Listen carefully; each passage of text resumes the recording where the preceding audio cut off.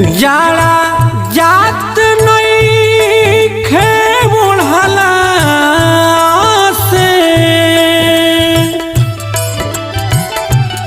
जाड़ा जात नइखे ओढ़ला से राजाई राजा जी रउआ बहारा से घरे चली आई राजा जी, रउआ बहारा से घरे चली आई राजा जी।